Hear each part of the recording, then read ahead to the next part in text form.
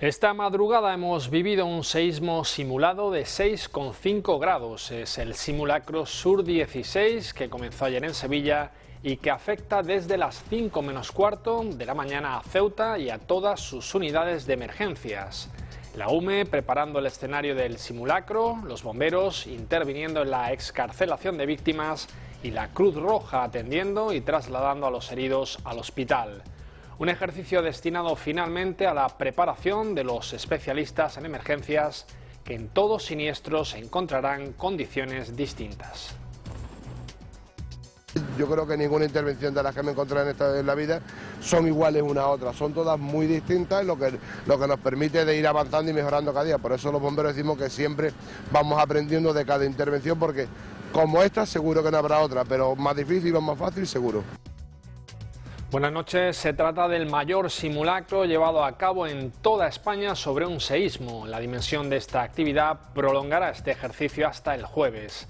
En su desarrollo, incluso el ministro del Interior, Jorge Fernández Díaz, ha decretado el nivel 3. Hablamos de un seísmo cuyo supuesto sitúa su epicentro a 17 kilómetros al sur de Ceuta, con una profundidad de 20 kilómetros. Entre otros datos del ejercicio, una decena de víctimas mortales, 120 heridos, 20 de ellos graves. Insistimos en que se trata de un simulacro que comenzó esta madrugada y se mantendrá hasta el jueves. Lo que no ha sido un simulacro es la sesión desarrollada esta mañana por el Pleno de la Asamblea, en la que se ha aprobado la modificación inicial del reglamento de la Policía Local, donde se incluye el nombramiento de jefe por libre designación y que el candidato sea de la máxima categoría como funcionario del grupo A1. Este ha sido el procedimiento más elegido por las diferentes administraciones autonómicas y locales, que en muchos casos han aprobado sus propias leyes, como en el caso de Andalucía, con la Ley 13/2001, de coordinación de las policías locales andaluzas, que en su artículo 12, Jefatura del Cuerpo, dice: Dos jóvenes de la Asociación de Síndrome de Down van a integrarse en el mercado laboral. Ambos firmarán sus contratos de trabajo mañana con Decathlon, empresa que presentó una oferta al CERMI tras la puesta en marcha en octubre del proyecto Apoya 2, cuyo objetivo es la integración laboral de personas con discapacidad intelectual. Los bancos de alimentos atienden en todo el Estado español a 1.600.000 personas, mientras que el Banco de Alimentos de Ceuta generó el pasado año 500.000 kilos de comida para los más necesitados. Durante 2015 la cifra de beneficiarios descendió en 4.000. Son datos dados a conocer tras la reunión que hoy ha mantenido en Ceuta la Federación de Bancos de Alimentos de España. El encuentro ha permitido al Comité Federal conocer de cerca el trabajo que se desarrolla en nuestra ciudad. Pero yo entiendo que sí, que es un buen camino. O sea, lo que se está consiguiendo es filtrar todas las listas e intentar clarificar realmente aquel necesitado que de verdad es necesitado. Y de esta manera pues vamos reduciendo la cifra. Por otro lado, no es menos cierto que algunos habrán caído porque han encontrado trabajo. Y eso nos congratula muchísimo. Nuestra mayor ilusión es que no tuviéramos trabajo, porque toda la lista del 1,5 millones pasado de personas que estamos ayudando en España, pues tuviera trabajo y pudiera por sus propios medios valerse, ¿no? El waterpolista ceutí Guillermo Molina está disputando con la selección española el preolímpico de Trieste. De momento España perdió con Holanda y venció a Alemania, capitaneada por el jugador Caballa, que antes de marcharse a Italia con la selección analizó en Teledeporte la situación del waterpolo español y las opciones de clasificarse para los Juegos de Río. Los cuartos juegos yo creo que sería muy bonito conseguirlo, la verdad. Ahora tenemos una buena oportunidad ahí en el preolímpico y bueno, vamos a estar seguro. Con los titulares más destacados del día comenzamos ya a desarrollar todo cuanto conforma la actualidad de Ceuta en este quinto día de abril.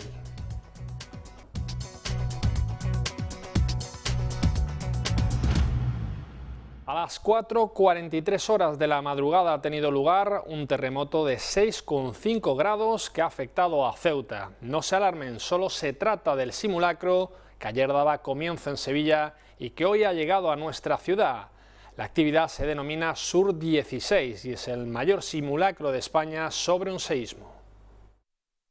Esta pasada madrugada ha dado comienzo el simulacro de terremoto en nuestra ciudad. Uno de los primeros escenarios ha sido este, el barranco Piniers, con la actuación de la Unidad Militar de Emergencias y de los bomberos.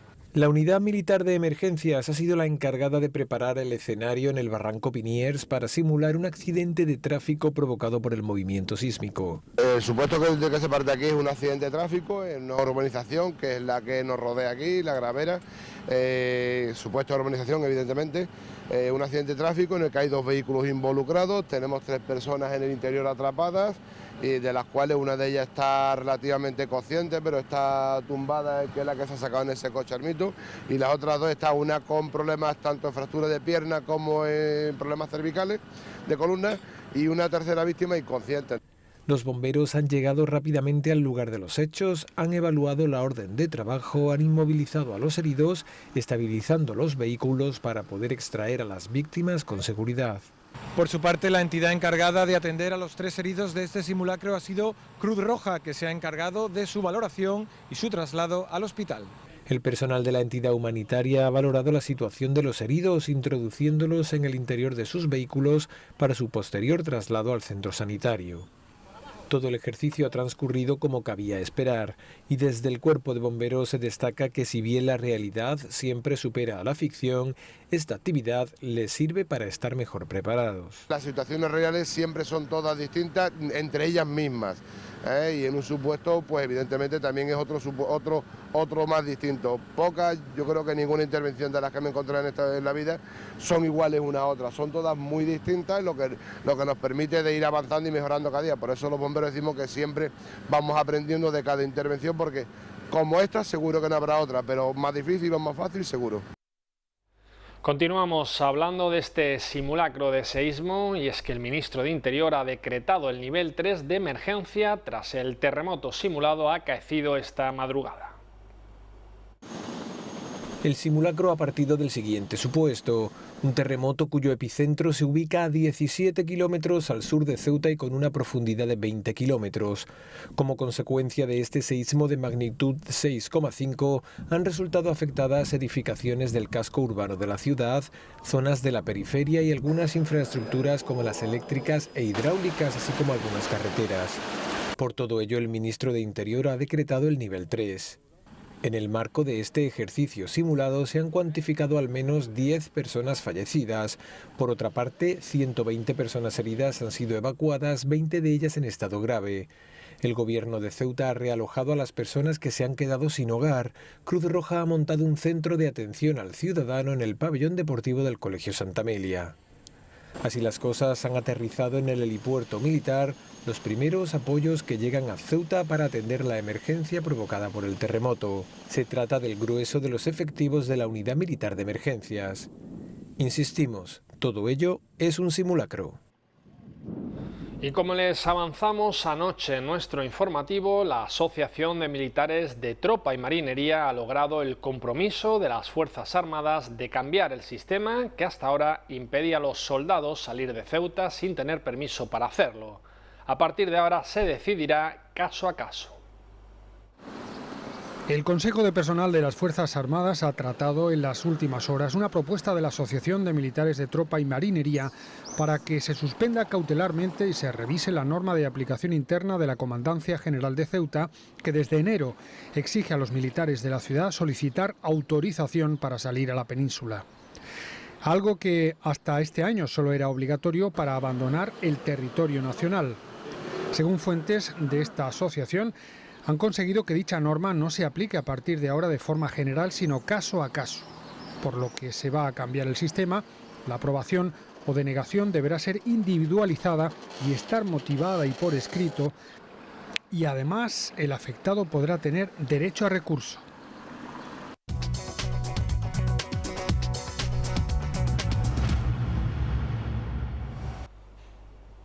El Pleno ha guardado hoy un minuto de silencio por las víctimas del brutal atentado del pasado día 27 en Pakistán.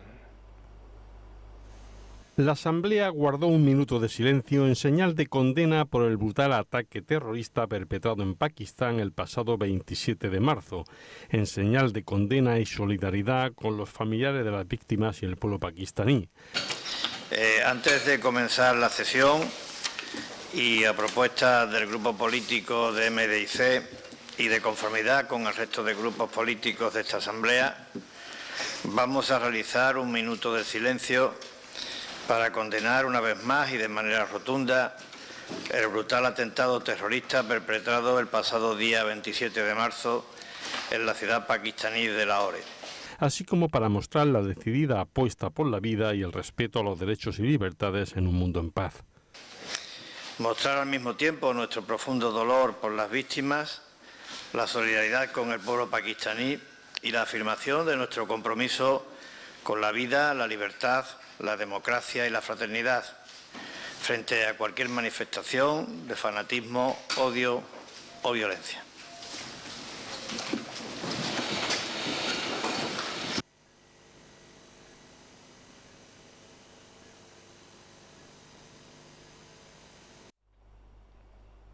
El Pleno ha aprobado la modificación inicial del reglamento para la provisión de los nombramientos de los jefes de la Policía Local y Bomberos, que será por libre designación en la figura de un candidato que tenga la máxima categoría como funcionario, esto es, del grupo A1.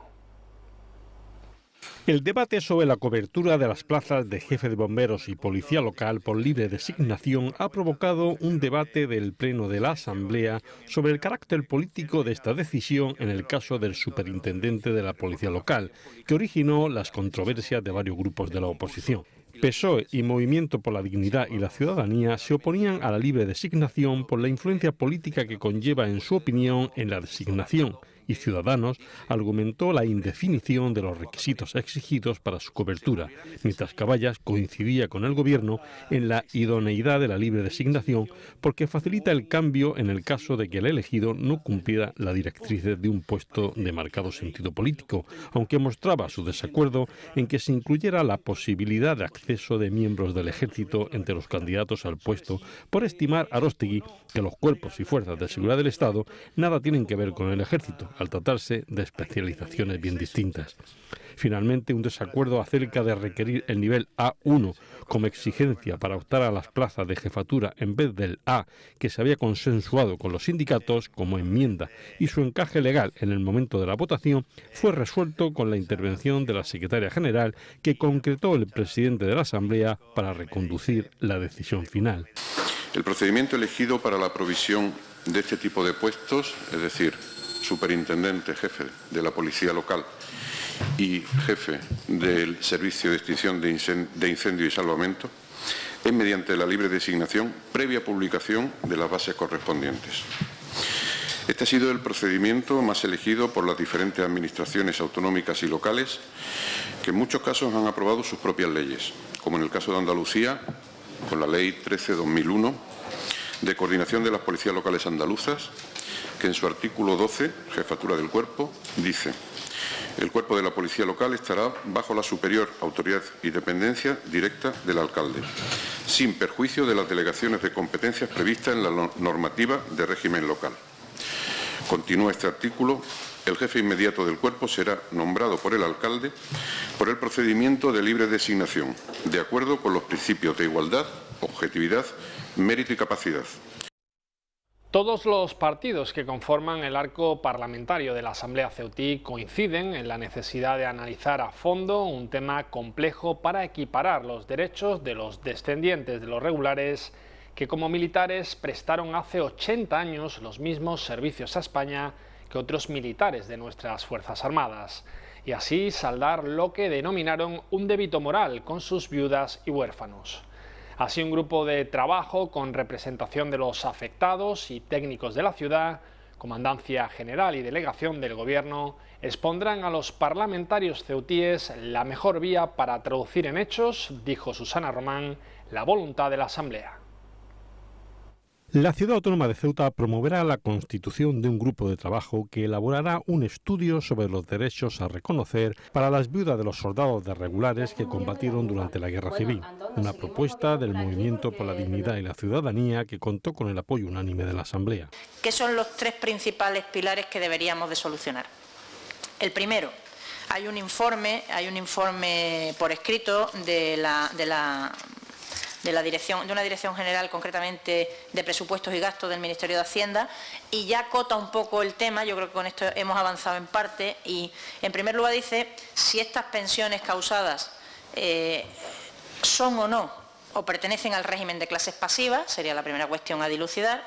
La segunda es si son o no transmisibles para que puedan pasar a sus viudas y a sus huérfanos, y tres, si son actualizables o no como el resto de pensiones. Se acordó un documento técnico a través de un grupo de trabajo para llevar al Congreso la solicitud de forma que se acote el tipo de documentación a aportar.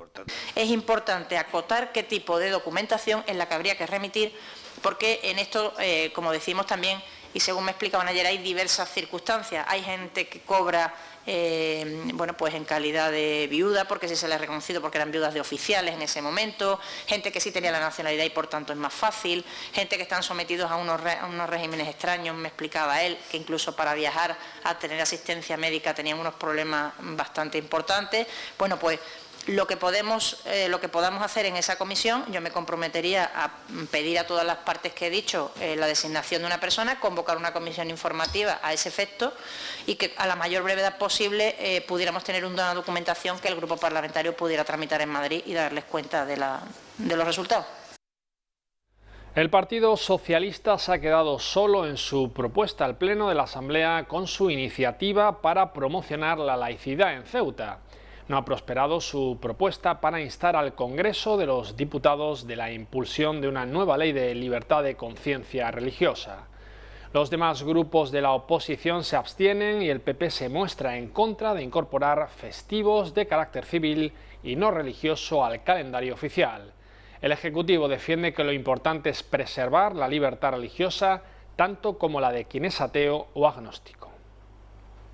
El Pleno rechazó la propuesta del PSOE para incorporar escalonadamente referencias, actos y conmemoraciones de carácter civil al calendario oficial de la ciudad. Conservar los símbolos religiosos, institucionales, públicos, cuando se encuentren en espacios destinados al culto o cuando formen parte de los elementos estructurales, estéticos o artísticos, de la edificación o monumento. Los demás, previa catalogación y dictamen, se retirarán. Defender una escuela pública laica como garantía de los valores públicos y de respeto a las creencias privadas. La escuela debe integrar en su currículo la enseñanza de los valores públicos, que consideramos la base de nuestra ciudadanía. Fátima Ahmed se abstuvo porque entiende que hay que diferenciar entre Estado aconfesional y laicidad. El grupo MDIC va a abstenerse. Nosotros creemos que hay diferencias sustanciales entre lo que es el Estado aconfesional y lo que es la laicidad, y en ese sentido justificamos el sentido del voto. Nosotros creo que la confesionalidad del Estado supone proteger todas las creencias religiosas sin identificarse plenamente con ninguna. La laicidad es otra cosa distinta que se hace en otros países y en ese sentido no vamos a votar favorablemente a esta propuesta. Susana Román dijo que era una propuesta fuera de lugar. A mí nadie me ha transmitido que tenga un problema con el que el de al lado sea musulmán, quiera practicar algún tipo de rito, en casa alguien entre en una habitación y se ponga a rezar a una determinada hora, o que celebremos el Jueves Santo y todos nos vayamos de vacaciones, se llame Fátima, se llame Lolo, se llame Picu. No creo que eso sea un problema en Ceuta, sinceramente. Aludió la portavoz del Partido Popular a la Constitución, que en su artículo 16 recoge la libertad de culto y la libertad religiosa. En España, ya fíjese usted, en el año 80, ya andaba yo más cerca de la facultad, que entré en el 87, ya se dictó una ley orgánica, máxima protección de la ley, a la ley de libertad religiosa, que yo le invito a leer con detalle, su preámbulo. Supone una protección especial para quien practique culto o para quien no practique ninguno, con plena libertad. Los gobiernos de Ceuta y Melilla mantendrán una reunión en los próximos días para concretar fórmulas legales que permitan al Estado tener garantizadas por ley determinadas inversiones en políticas activas de empleo.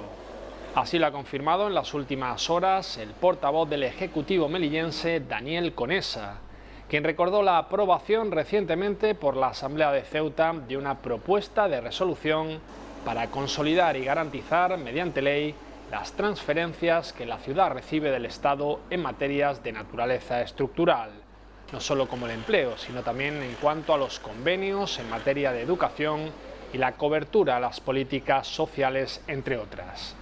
De este modo, tales transferencias estarían garantizadas cada año en los presupuestos generales del Estado, con independencia del color del partido que gobernase en España.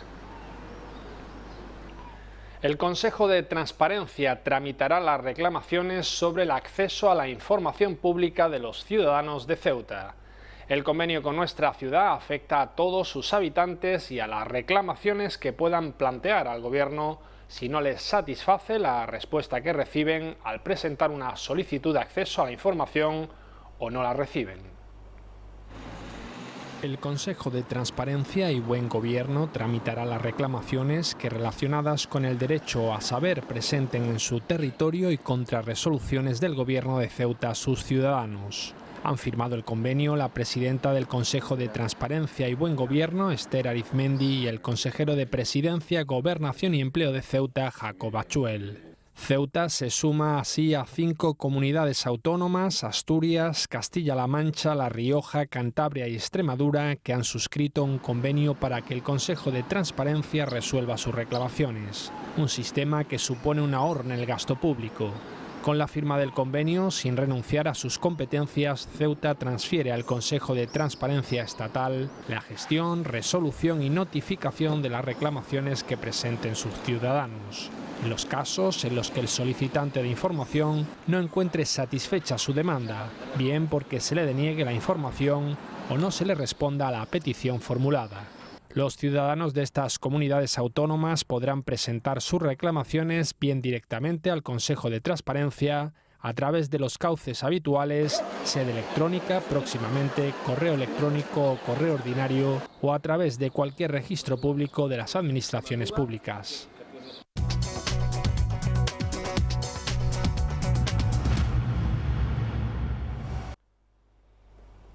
La Comisión de Interior del Congreso de los Diputados ha aprobado por primera vez una iniciativa en la que se insta al Gobierno a derogar las denominadas devoluciones en caliente. Así, los grupos de la oposición, salvo Ciudadanos, han apoyado una proposición no de ley que ha promovido en primera instancia ERC y que ha sido pactada con el PSOE. En ella se insta al Gobierno a paralizar de manera inmediata las devoluciones en caliente en la frontera de Ceuta y Melilla, por considerar dichas prácticas no acordes a la Constitución y a los tratados internacionales firmados por España, tal y como han declarado el ACNUR y el Comisario de Derechos Humanos del Consejo de Europa, entre otros. El Banco de Alimentos de Ceuta y la Federación de Bancos de Alimentos de España han mantenido una reunión en nuestra ciudad. El encuentro ha permitido al Comité Federal conocer de cerca el trabajo que se desarrolla aquí en este ámbito. El Hotel Trip ha acogido la reunión que han mantenido el Banco de Alimentos de Ceuta y el Comité Ejecutivo de la Federación Nacional de Banco de Alimentos de España, con el presidente nacional de este organismo benéfico al frente, con la intención de compartir y conocer el trabajo de la entidad local al objeto de poder ayudarla más y mejor. La situación actual de los bancos de alimentos y los proyectos programados para el presente año han sido algunos de los asuntos abordados. Nosotros estamos atendiendo a 1.500.000 y pico personas, cerca de 1.600.000. Bien, estas personas no tienen trabajo. En tanto en cuanto no encuentren trabajo van a seguir en la lista. Por lo tanto, la solución de que nosotros no tengamos trabajo es que aumente, se reduzca el paro considerablemente en España y puedan acceder a tener un puesto de trabajo debidamente remunerado y les permita salir de ahí. Es así. Entonces, algo han bajado. Es verdad, algo han bajado, pero todavía hay un gran trecho por recorrer. El Banco de Alimentos de Ceuta generó el pasado año 500.000 kilos de comida para los más necesitados. En 2015 el número de personas atendidas por el Banco de Alimentos de Ceuta descendió en 4.000, aunque todavía se asiste a casi 9.000 personas necesitadas. Y empezamos con un objetivo, Y el objetivo principal que tenemos, y creo que es el de todos los bancos, no creo, es seguro, es ayudar a las personas más necesitadas. Y con ese fin y con esa intención es con la que nosotros entramos. Y entramos pues pensando en que Ceuta era una ciudad pequeña, con muchos problemas, una ciudad de 84.000 habitantes, 20 kilómetros cuadrados, en donde teníamos que trabajar para intentar ayudar a todas las personas. Y con esa intención estamos trabajando. Durante el periodo de crisis económica, el número de peticiones de alimentos a nivel nacional se duplicó. El Banco de Alimentos es una entidad que funciona a través de voluntarios. En el último Consejo de Gobierno, el portavoz anunció la subvención que percibirá el Banco de Alimentos local, que asciende a 99.000 euros destinados al mantenimiento de la propia entidad, ya que los alimentos proceden del Banco Nacional. Dicha cantidad se ha incrementado notablemente. Entre sus funciones están gestionar el reparto, así como la recepción, depósito y distribución de los alimentos. Con el Banco de Alimentos por importe de 99.000 euros anuales, da cobertura a 8.532 personas y tiene contratado a 5 trabajadores más los voluntarios. Esta partida sufre un incremento importante de más de un 40% aproximadamente, puesto que el año pasado, el 2015, el importe era de 63.500 euros. Tiene previsto este año la distribución de 195 toneladas de alimentos del Plan FEGA en 17 tipos de alimentos y otras 295 toneladas de alimentos generados por el banco mediante grandes recogidas. 2 jóvenes de la Asociación de Síndrome de Down van a integrarse en el mercado laboral. Ambos firmarán sus contratos de trabajo en breve con Decathlon. Tras la puesta en marcha en octubre del proyecto Apoya 2, cuyo objetivo es la integración laboral de personas con discapacidad intelectual, la empresa Decathlon presentó una oferta al CERMI. Fruto de la misma han sido seleccionados 2 jóvenes que asisten a la mencionada asociación. ¿Qué dice nuestra letra? Es el título de la conferencia que ofrece la grafóloga Ana Guía en el Casino Militar. La grafología permite descifrar rasgos de la personalidad a través de la escritura. El Salón Noble del Casino Militar acoge desde las 7:30 de esta tarde la conferencia sobre grafología ¿Qué dice nuestra letra?, a cargo de la grafóloga Ana María Guío. Mi objetivo fundamental es dar a conocer la grafología como ciencia, erradicar un poquito la idea que se tiene a veces de ella como que es algo esotérico. Entonces quiero mostrar qué especialidades tiene, cómo se aplica en diferentes ciencias y qué elementos analiza el grafólogo para luego emitir un informe sobre la escritura de alguien. Se trata de una práctica que se emplea en muchas otras disciplinas. Es como una técnica auxiliar en psicología, en psiquiatría, en criminología, las fuerzas de orden y seguridad del Estado, la policía científica. Medicina legal, medicina forense, tiene recursos humanos a la hora de hacer una selección de personal, tiene aplicación en muchísimos campos, lo que pasa es que no se conoce. La grafología permite conocer rasgos de las personas a través de su escritura. Pues hay unos elementos base que son el tamaño, forma, dirección, presión, son 8 elementos clásicos y luego cada letra y cada cifra, que los números también se analizan, cada letra tiene una interpretación, representa un aspecto de la personalidad. En la M, por ejemplo, se puede ver la sociabilidad, la G, la sexualidad, la T, la constancia, las dotes de mando.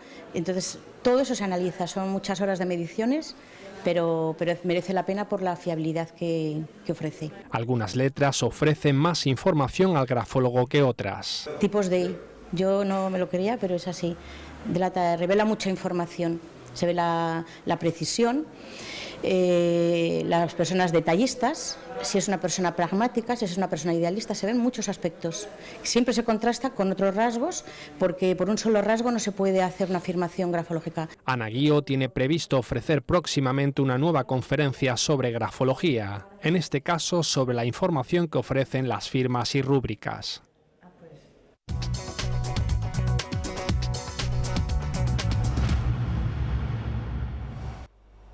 El waterpolista ceutí Guillermo Molina está disputando con la selección española el preolímpico de Trieste. De momento España perdió con Holanda y venció a Alemania, capitaneada por el jugador caballa, que que antes de marcharse a Italia con la selección, analizó en Teledeporte la situación del waterpolo español y las opciones de clasificarse para los Juegos de Río. Guillermo Molina fue protagonista de una amplia entrevista en Conexión Teledeporte, programa del canal temático de Televisión Española, en el que no ocultó la ilusión que le haría poder participar en sus cuartos Juegos Olímpicos, tras los de Atenas, Pekín y Londres. Sería muy bonito conseguirlo, la verdad. Ahora tenemos una buena oportunidad ahí en el preolímpico y bueno, vamos a estar seguro. El jugador ceutí, que lamentó la situación del waterpolo español, que cada vez es un deporte más amateur, dijo que ve factible clasificarse para los Juegos de Río en el preolímpico que se disputa esta semana en Trieste. Tenemos muchas ganas, tenemos mucha motivación porque creemos, después de este último europeo que hicimos en Belgrado, que volvemos a tener el nivel para luchar por las medallas y creo y espero que en Río seamos capaces de demostrarnos a nosotros primeros y después al resto de la gente. Hay que ayudar a los clubes a que puedan apoyar algo más a los jugadores porque cada vez somos más amateurs y esto conlleva a que después los jugadores no sean profesionales y más difícil todo. También habló Guillermo Molina de su regreso a la selección, con la que debutó con 17 años en el Mundial de Fukuoka, donde se colgó la medalla de oro. Nunca me fui, en el sentido, me fui físicamente, pero la cabeza y tal sigue pensando en que yo quiero que mi deporte y mi país sigan ganando. ¿Por qué me tomé este año raro?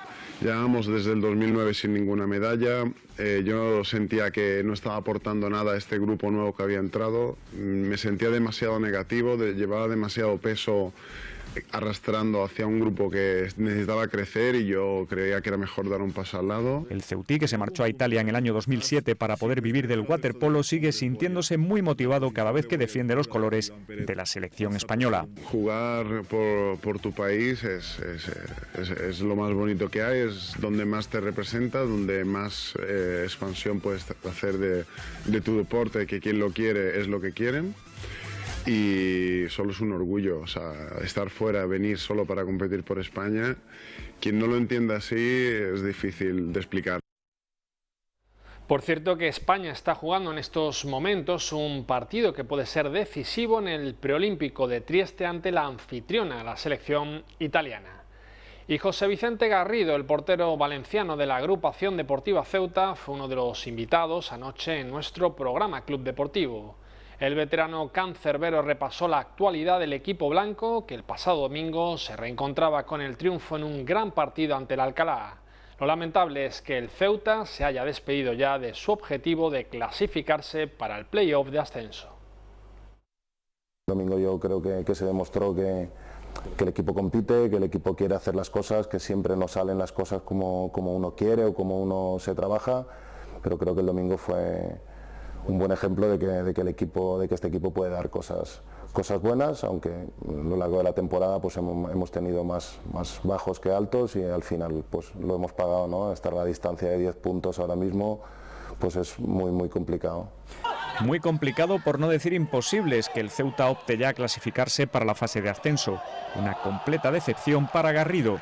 Yo personalmente creo que realmente había una plantilla para poder meterse en playoff. Estamos hablando de que de medio campo para adelante teníamos gente con mucha experiencia, incluso que habían jugado en categoría superior. La defensa y en portería pues éramos prácticamente el mismo equipo que el año anterior. Habíamos hecho muy buenos números. Entonces pues yo creo que se daba la mezcla idónea para hacer una temporada muy buena.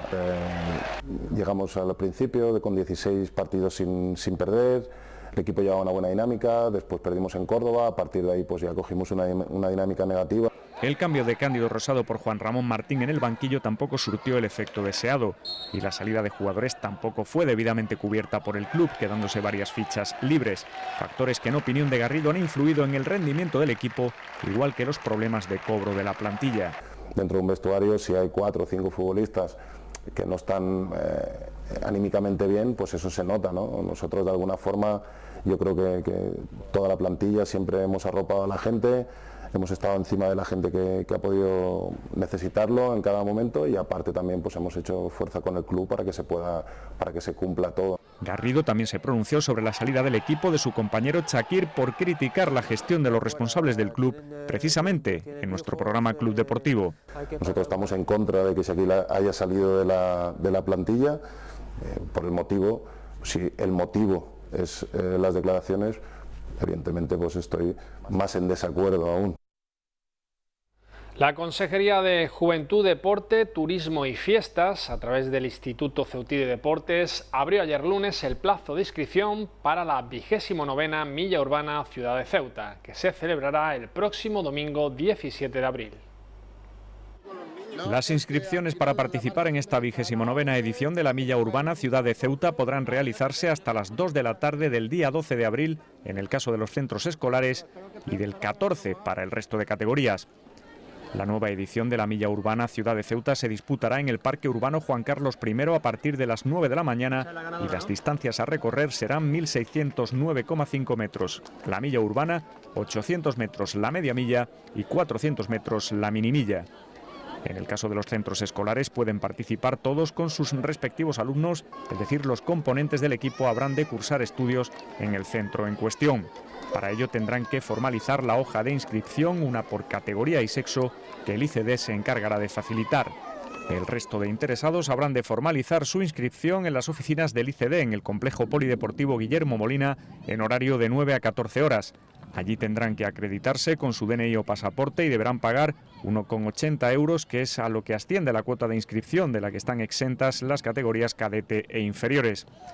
El domingo 17 de abril los primeros en correr serán veteranos, seniors, juniors y juveniles, que lo harán a partir de las 9 de la mañana. A las 10 menos cuarto llegará el turno de las categorías internacional y adaptada. A las 10 será la salida de los corredores cadete e infantil. Y a las 11:30 llegará el momento de los alevines. Los 3 primeros clasificados de cada serie obtendrán medalla. Y el equipo que va a representar a Ceuta en la 24ª edición del Campeonato Nacional de Policías Locales Alcazaba ya se encuentra en Granada, donde va a empezar a competir a partir de este miércoles y hasta el domingo.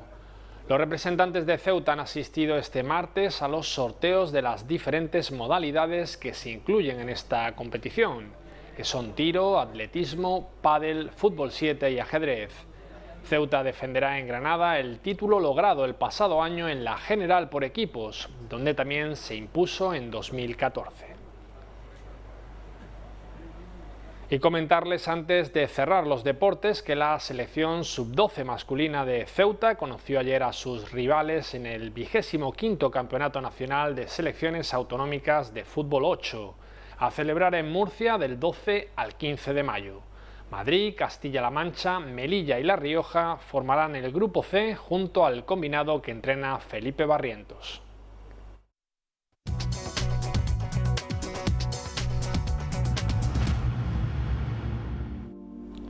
Y vamos ya con el tiempo para los próximos días. Mañana tendremos cielo despejado y sol, con viento de poniente de flojo a moderado. La temperatura máxima será de 19 grados y la mínima de 13. El jueves también disfrutaremos de un día prácticamente despejado y con sol. Suben ligeramente las temperaturas, la máxima será de 20 grados y la mínima de 15. El viento seguirá soplando de poniente de flojo a moderado. La farmacia de guardia esta noche a partir de las 23 horas es día segura en la calle Velarde número 12 y el 549 ha sido el número agraciado en el sorteo de hoy de la Cruz Roja. Pues es todo, hasta aquí la información en la televisión pública en este martes 5 de abril. Ahora les dejamos con 4 culturas y después tendrán la oportunidad de disfrutar del Circo del Mediterráneo. Volvemos mañana con más noticias. Buenas noches.